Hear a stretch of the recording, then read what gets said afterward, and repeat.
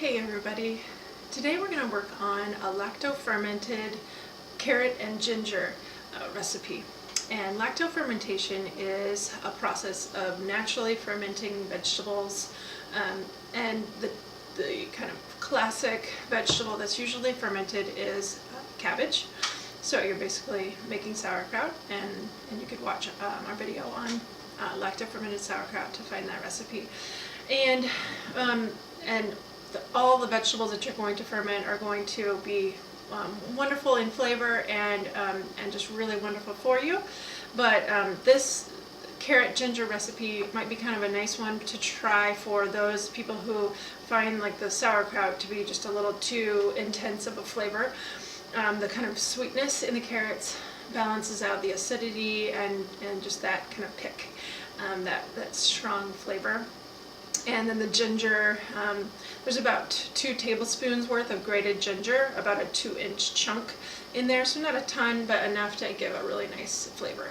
So we've, to this we've added, so we have a wide mouth glass jar, and I've added about 4 cups worth of packed shredded carrots, grated carrots. You could grate it by hand.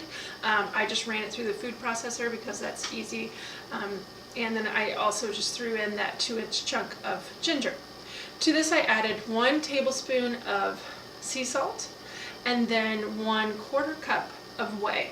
And so the whey is that kind of clear liquid. If you ever make or just buy plain yogurt in the store, often that yogurt is going to sometimes have like just a layer of whey, or if you take out a little bit in a large container of yogurt, you'll sometimes see just that kind of a clearish liquid that comes off of that yogurt, and that's whey. And I've shown you how to make homemade ricotta, and you can find the way to get whey out of that process.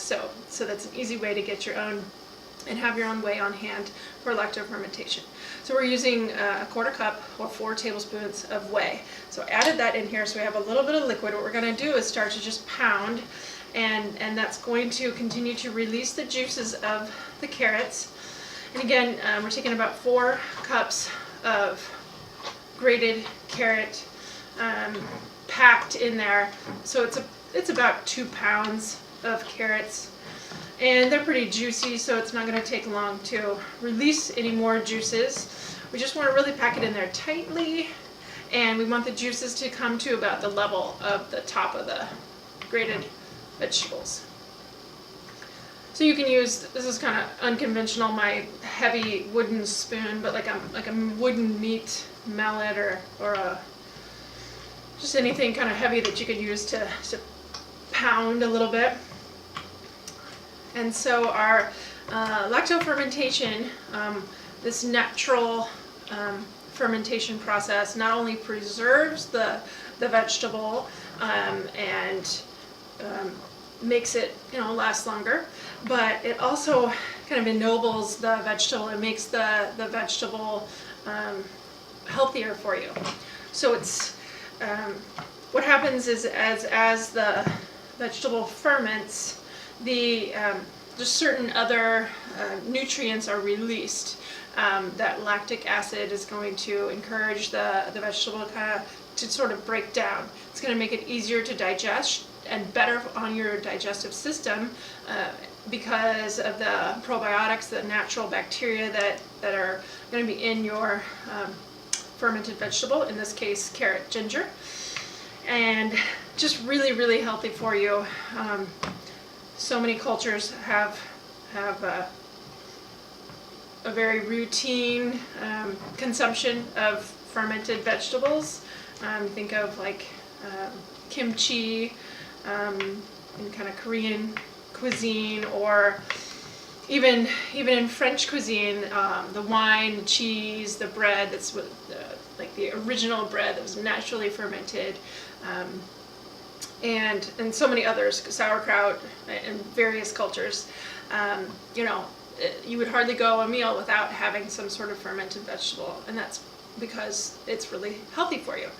So Now we're just going to, now that you can see the level of the juice is even with the vegetable, and we're just going to screw on tightly this lid. So the wide mouth glass jar makes it easier. Don't use plastic because glass, since it's a live acid that's forming in there, you don't want plastic.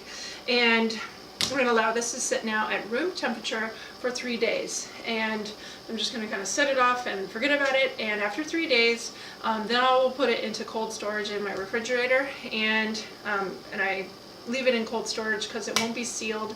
And then we'll consume it over the course of a couple weeks. And we can easily consume this in a couple weeks. And it's just going to be a really nice kind of, you could add it to salad, a garnish for a sandwich or a condiment, all kinds of different ways, even just plain. It's going to have a really wonderful flavor. Ginger, carrot, lacto-fermented vegetables.